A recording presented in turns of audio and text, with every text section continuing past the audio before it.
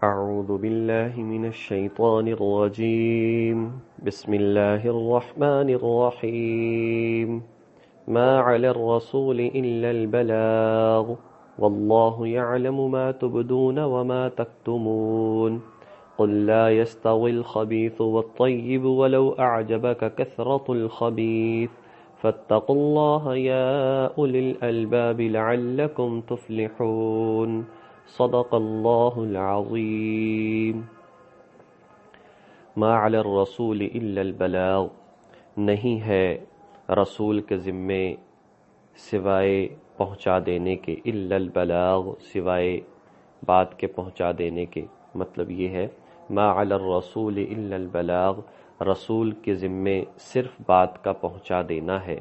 واللہ یعلم، اور اللہ تعالی خوب جانتا ہے، ما تبدون، ان باتوں کو جنہیں تم ظاہر کرتے ہو، وما تکتمون، اور ان باتوں کو بھی جنہیں تم چھپاتے ہو۔ اللہ تمہارے ظاہری کاموں کو بھی جانتا ہے اور اللہ تمہارے باطنی کاموں کو بھی جانتا ہے۔ جلوت اور خلوت اللہ پاک دونوں سے واقف ہے۔ قل لا يستوي الخبيث والطيب ولو اعجبك كثرة الخبيث، کہہ دیجئے اے رسول صلی اللہ علیہ وسلم، آپ کہہ دیجئے لا یستوی الخبیث والطیب، ناپاک اور پاک کبھی برابر نہیں ہو سکتے۔ حرام اور حلال دونوں چیزیں برابر نہیں ہو سکتی۔ لا یستوی برابر نہیں ہو سکتی، خبیث ردی ناپاک چیز، والطیب حلال اور پاکیزہ چیز۔ ولو اعجبک کثرۃ الخبیث، اگرچہ ناپاک کی کثرت تمہیں کتنی ہی اچھی لگے، ناپاک کی کثرت بڑھ جائے، زیادہ ہو جائے، اور وہ زیادتی مال کا بڑھنا اچھا بھی لگے، تو فرمایا کہ اگرچہ اس کی زیادتی آپ کو اچھی بھی لگتی ہو، لوگوں کو اچھی بھی لگتی ہو، تب بھی وہ ایک اچھی چیز کے برابر نہیں ہو سکتا۔ فاتقوا اللہ، اللہ سے ڈرو، یا اولی الالباب، اے عقل والو، لعلکم تفلحون، تاکہ تمہیں فلاح حاصل ہو، تاکہ تمہیں کامیابی حاصل ہو۔ یا اولی الالباب، الباب لب کی جمع ہے الباب، خلاصے کو لب لباب جیسے ہم کہتے ہیں، خلاصے کو کہا جاتا ہے۔ یہاں عقل سے ترجمہ اس لیے کیا، انسان کے پورے جسم میں عقل جو ہے وہ خلاصے کے طور پر ہے۔ سب سے عظیم چیز انسان کی عقل ہے۔ جیسے پورے جسم میں چہرہ، سر جو ہے وہ سب سے قابل عزت ہے، اور اسی طریقے سے اس سر میں اللہ پاک نے جو عقل رکھی ہے یہ اس سے بھی زیادہ قابل عزت ہے۔ پورے جسم پر حکمرانی اس عقل کی ہوتی ہے، اس لیے پورے جسم کا خلاصہ یہاں پر ترجمہ اس سے پھر لب لباب کا، یعنی عقل والوں کا۔ اے عقل والو، اللہ سے ڈرو تاکہ تمہیں کامیابی ملے۔ اللہ سے ڈرتے رہو گے، پرہیزگاری اختیار کرتے رہو گے تو تم اللہ کے ہاں کامیاب ہو جاؤ گے۔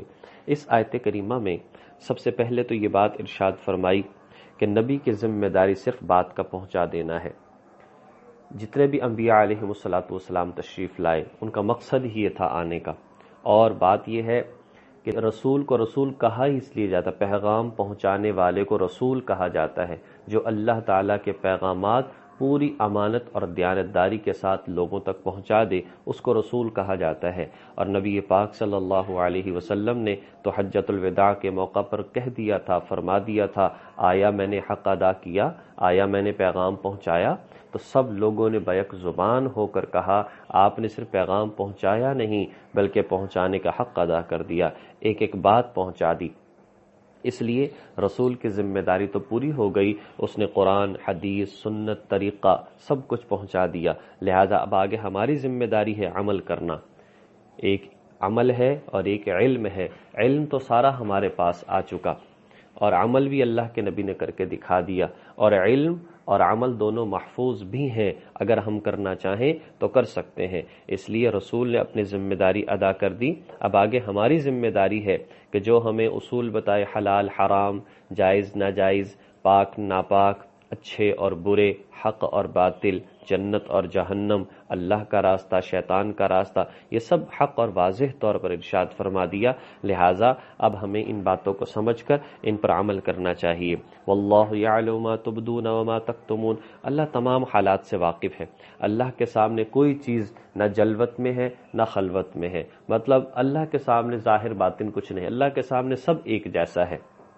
اس لیے انسان کہیں پر بھی ہو تو اپنے اعمال اس بات کو سوچ کر کرے کہ اللہ کی ذات مجھے دیکھنے والی ہے، اور اسی کو اخلاص کہا جاتا ہے۔ اور یہ خوف اور یہ ایک فکر پیدا ہو جائے تو انسان کی تربیت بھی بہت اچھی ہوتی ہے، اور انسان کی زندگی گزارنے کا طریقہ بھی بدل جاتا ہے۔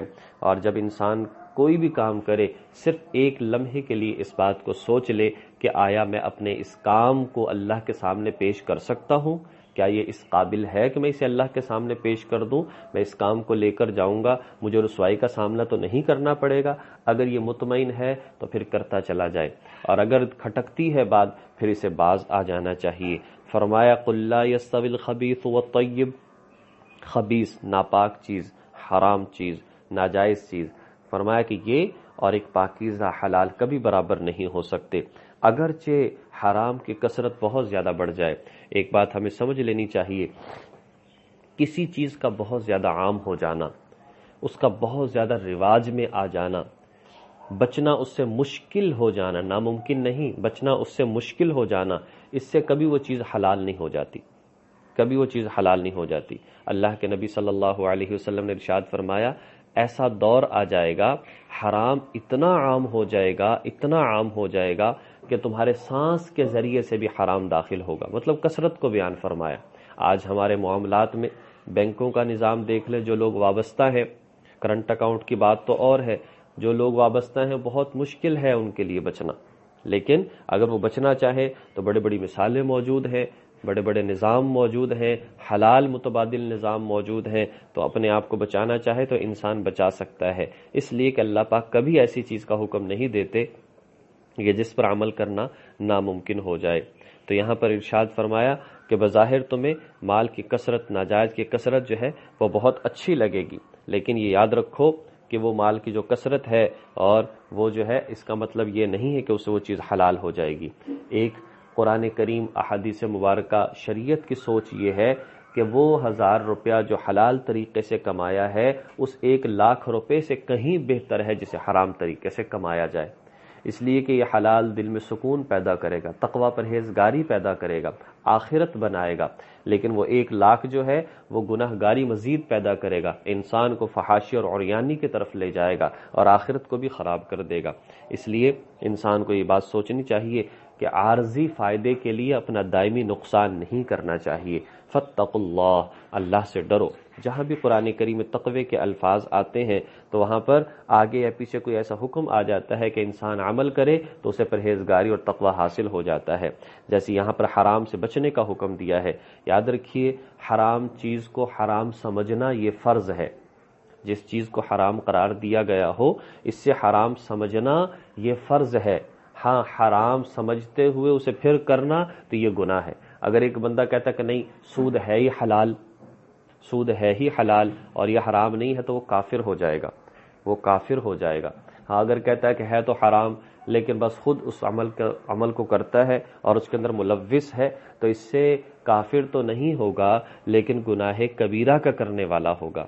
نبی پاک صلی اللہ علیہ وسلم نے ارشاد فرمایا، 2 بیماریاں تم میں ایسی ہیں، فقد حلوا بانفسهم سخط اللہ، جس کی وجہ سے تم اپنے اوپر اللہ کے غصے کو جو ہے وہ بلا لیتے ہو، اور وہ کیا ہے؟ ایک زنا اور دوسرا سود، ناجائز سودی معاملہ جو ہے۔ تو اس لیے نبی پاک صلی اللہ علیہ وسلم پر جس وقت میں شریعت نازل ہوئی اس وقت تو سود حرام بھی نہیں تھا، لیکن بعد میں جیسے جیسے حکم آتا چلا گیا حرام ہو گئے، جس طرح بہت ساری چیزیں حلال تھی، جیسے جیسے احکامات نبی صلی اللہ علیہ وسلم نے پہنچائے ایسے لوگ عمل کرتے چلے گئے۔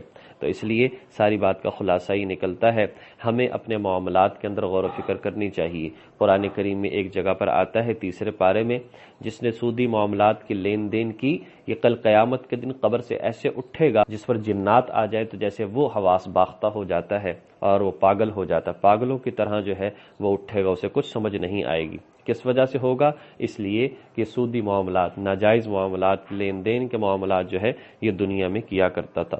سخت ترین سزا جو ہے اس کو بیان فرمایا ہے۔ اس لیے ہمیں اپنے معاملات کو دیکھنا چاہیے اور حتی الامکان کوشش کرنی چاہیے کہ ہم کہیں حرام کا شائبہ تو نہیں ہے ہماری دولت میں، ہمارے مال میں، کہیں جو ہم کھاتے پیتے ہیں اس میں ناجائز کا شبہ تو نہیں ہے۔ اس لیے بھرپور اس احتیاط کے ساتھ جو ہے اپنے لقمے کو استعمال کرنا چاہیے، اس لیے کہ ایک ایک لقمہ جو ہے وہ ہمارے اندر یا تو نورانیت پیدا کرتا ہے یا ضلالت اور گمراہی اور تاریکی پیدا کرتا ہے۔ یہ اب ہماری سوچ ہے۔ اس لیے صرف دین اس چیز کا نام نہیں ہے کہ انسان نماز پڑھ لے، انسان روزہ رکھ لے، انسان قرآن کی تلاوت کر لے، بلکہ دین تو ایک پورا ضابطۂ حیات ہے۔ ہر شعبے میں دیکھنا چاہیے کہ میں عمل کیسے کرتا ہوں، میرا کام کیا ہے، میری ذمہ داری کیا ہے، اور مجھے کیا کرنا چاہیے، کن باتوں سے بچنا چاہیے۔ اللہ تبارک و تعالی ہمیں قرآن پاک کی صحیح فہم نصیب فرمائے۔ وآخر دعوانا ان الحمد للہ رب العالمین۔